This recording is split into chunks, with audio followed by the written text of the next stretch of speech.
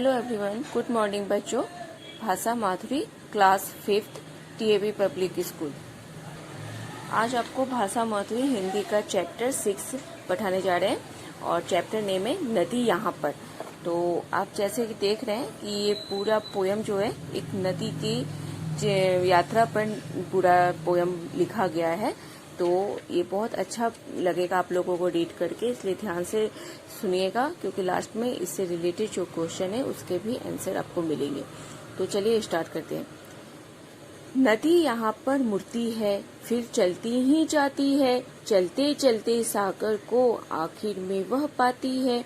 मिलती लंबी राह उसे, देती है सबको पानी, सींच सींच कर खेतों को फसल बनाती है धानी। चलती किसी जगह सीधी, टेढ़ी होती कहीं कहीं, लहर उठाती जाती है लेकिन थकती कहीं नहीं।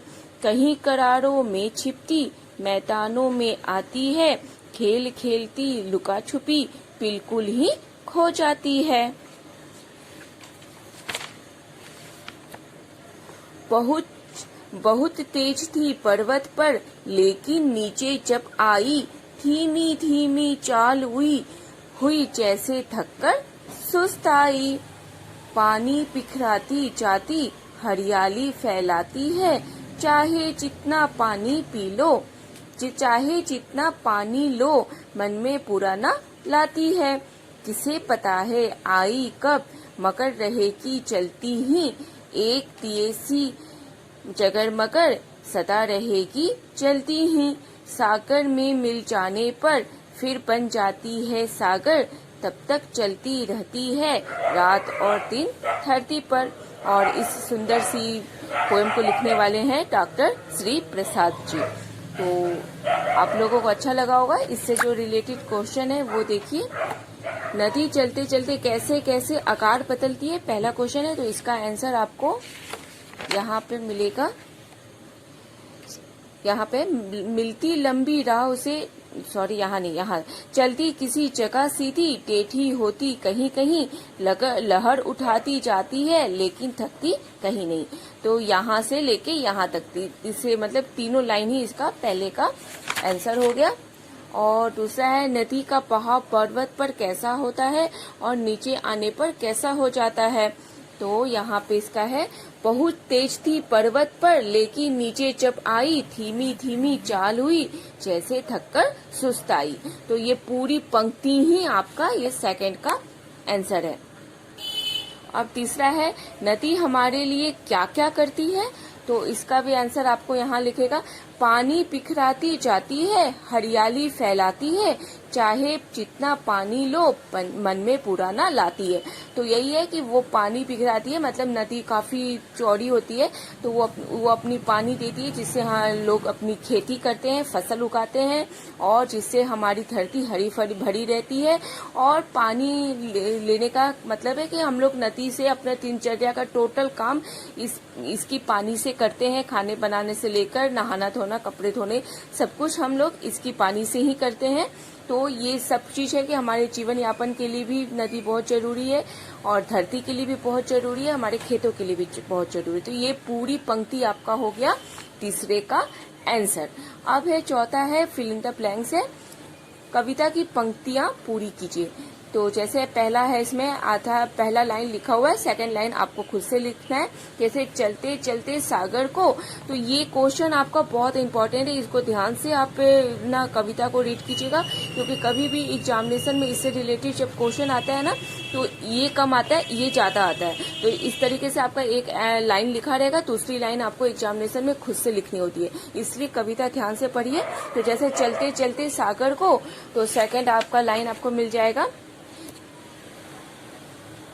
चलते चलते सागर को आखिर में वह आखिर में वह पाती है।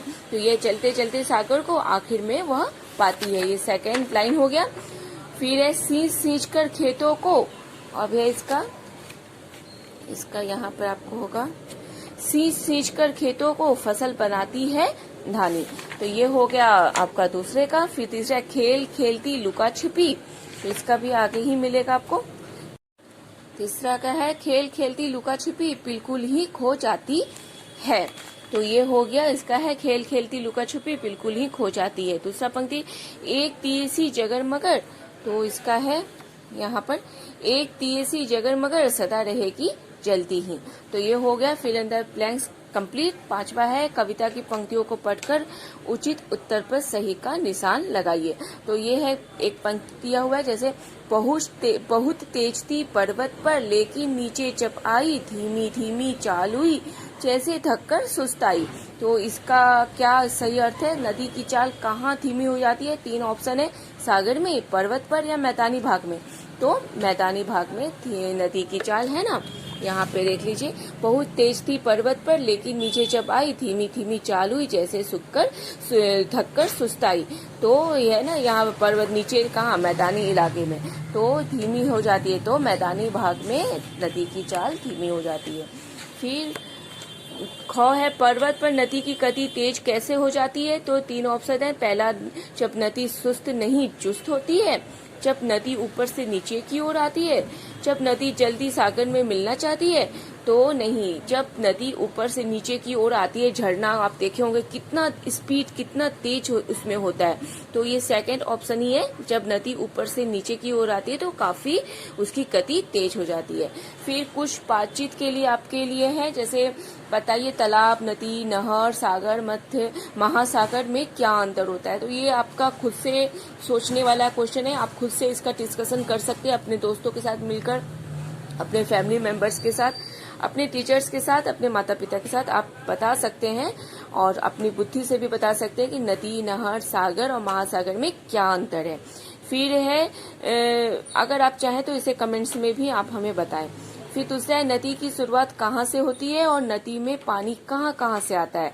तो नदी की शुरुआत आपको पता है कि पहाड़ों से होती है, हिमालय से होती है, तो आप ये बता सकते हैं। और पानी नदी में कहाँ कहाँ से आता है, नदी सोर्स कहाँ से है, तो आप वो बता सकते हैं कि नदी में पानी कहाँ कहाँ से आता है। तो ये सब आपकी बातचीत के लिए, इससे रिलेटेड क्वेश्चन एग्जामिनेशन में नहीं आता है, बस आपकी जानकारी के लिए, तो ये आप बता सकते हैं। तीसरा, आजकल नदियों का पानी गंदा और कम क्यों होता जा रहा है? तो इस पर भी डिस्कशन कीजिए कि क्यों आजकल नदियों का पानी पहले के जमाने की तरह साफ नहीं है, क्यों गंदा और पॉल्यूशन से भरा हुआ है, तो आप और कम क्यों हो रहा है, किस कारण से कम हो। तो ये है, तो आप इस तरीके से आप इस अनुमान और अपनी कल्पना के आधार पर इन दोनों का आंसर दे सकते हैं।